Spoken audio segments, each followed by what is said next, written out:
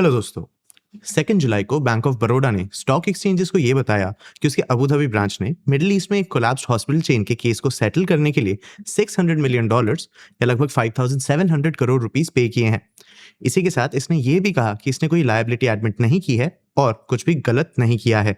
Context के लिए ये इंडिया के सबसे बड़े पब्लिक सेक्टर बैंक्स में से एक है जिसने केस के वर्डिक्ट आने के सिर्फ कुछ हफ्ते पहले ही इसको सेटल करने के लिए अपने पूरे प्रॉफिट का 1 क्वार्टर से ज्यादा दे दिया। जिस दिन ये न्यूज ब्रेक हुई उस दिन बैंक ऑफ बड़ौदा के शेयर्स 4% से ज्यादा गिर गए और अगले दिन और 3% गिरे। यहाँ कोई सेबी ऑर्डर नहीं है, कोई आरबीआई एनफोर्समेंट एक्शन नहीं है और पॉइंट करने के लिए कोई इंडियन रेगुलेटरी फाइंडिंग भी नहीं है। लगभग हर एक सॉलिड चीज जो हम जानते हैं वो 2 जगहों से आती है, एक अबू धाबी कोर्ट के जजमेंट्स और फाइलिंग्स और बैंक ऑफ बड़ौदा के खुद के अपने कम डिस्क्लोजर्स। आज के इस वीडियो में हम बैंक ऑफ बड़ौदा के इसी केस के बारे में समझेंगे। सबसे पहले हम मिडिल ईस्ट के इस हॉस्पिटल चेन के बारे में समझेंगे, फिर हम ये समझेंगे कि बैंक ऑफ बड़ौदा इन सब में कैसे इन्वॉल्व है। एंड में हम इस हॉस्पिटल पे चल रहे केस के बारे में भी ठीक से समझेंगे। मैं हूं आपका होस्ट देव, आप देख रहे हैं मार्केट्स बाय ज़ीरोधा हिंदी। चलिए शुरू करते हैं। ये कहानी हॉस्पिटल चेन से शुरू होती है। एनएमसी हेल्थ को 1975 में बीआर शेट्टी ने बनाया था। ये एक इंडियन फार्मासिस्ट थे जिन्होंने गल्फ में एक बिजनेस एम्पायर बिल्ड किया था। ये यूएई का सबसे बड़ा प्राइवेट हेल्थ केयर प्रोवाइडर बन गया जिसमें हॉस्पिटल्स, क्लिनिक्स और फार्मेसीज फैले हुए थे। 2012 में ये लंदन स्टॉक एक्सचेंज पर लिस्ट होने वाली पहली अबू धाबी की कंपनी बनी और 2018 तक ये FTSE 100 में एंटर कर चुकी थी। फिर दिसंबर 2019 में American short seller muddy waters ने एनएमसी के डेट अकाउंट्स पर सवाल उठाते हुए एक रिपोर्ट पब्लिश की।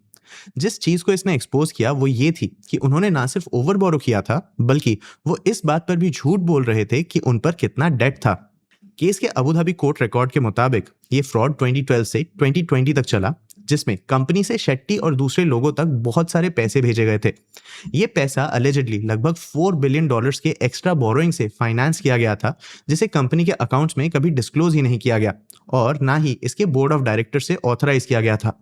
इसे छिपाने के लिए अलेज किया जा रहा है कि ग्रुप ने कनेक्टेड कंपनीज के साथ फेक सप्लाई कॉन्ट्रैक्ट्स के एक वेब के थ्रू अपना पैसा चलाया और उन बैंक्स को false year end accounts publish किए जिन्होंने इसे लोन दिए थे। ट्रायल में प्रेजेंट किए गए फोरेंसिक इन्वेस्टिगेशन ने सजेस्ट किया कि एनएमसी टेक्निकली 2013 से इंसॉल्वेंट थी और 2012 से 2018 के बीच ग्रुप ने शेट्टी को लिस्टेड कंपनी के प्रॉफिट से भी ज्यादा पे किया था।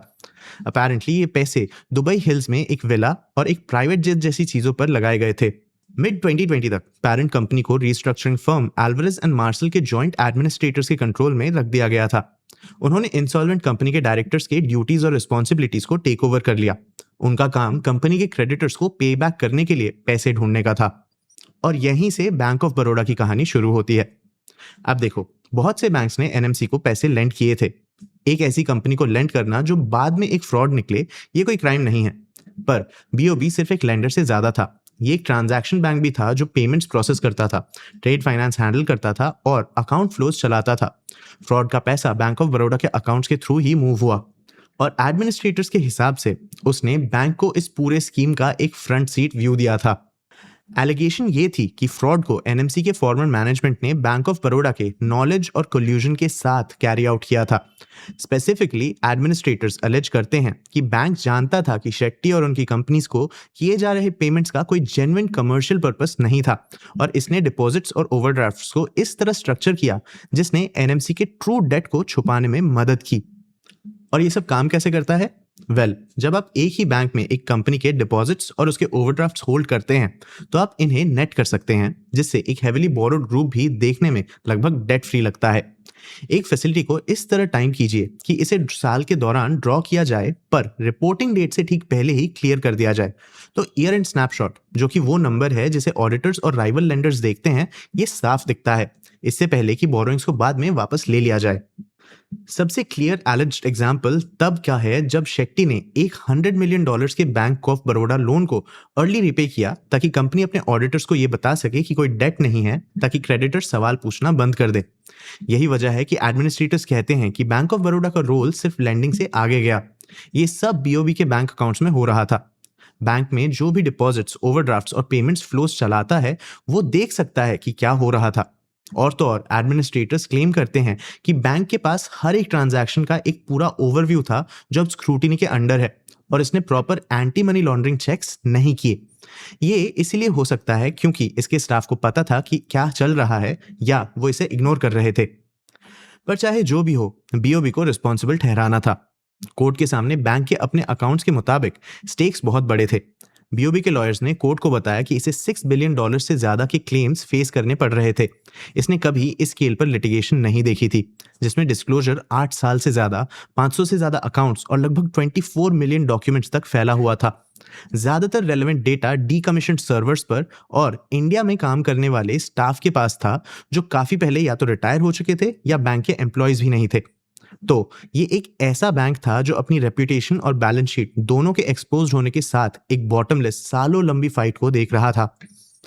एनएमसी के कोलैप्स और इसके कोर्ट डेट के बीच लगभग 6 साल थे। एडमिनिस्ट्रेटर्स ने ये समय ये ट्रेस करने में बिताया कि पैसा कहां गया था और ये केस बिल्ड किया। अबू धाबी ग्लोबल मार्केट या एडीजीएम कोर्ट ट्रायल मार्च 23, 2026 को ओपन हुआ। अगले कुछ महीनों में बैंक ऑफ बड़ौदा के अपने एग्जीक्यूटिव को स्टैंड पर लाया गया, ये एक्सप्लेन करने के लिए कि वो कंप्लायंस चेक्स प्रैक्टिस में कैसे काम करते थे। जो पिक्चर बाहर आई वो ऑटो पायलट पर चल रहे एक सिस्टम की थी।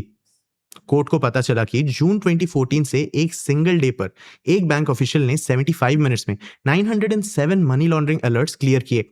2017 के एक दिन और 583 अलर्ट्स लगभग 2 घंटे में क्लोज किए गए। जब एडमिनिस्ट्रेटर्स के लॉयर्स ने सजेस्ट किया कि ये स्क्रूटिनी से कम और सिर्फ रबर स्टैंपिंग जैसा दिखता था, तो बैंक के एग्जीक्यूटिव्स ने पुशबैक किया।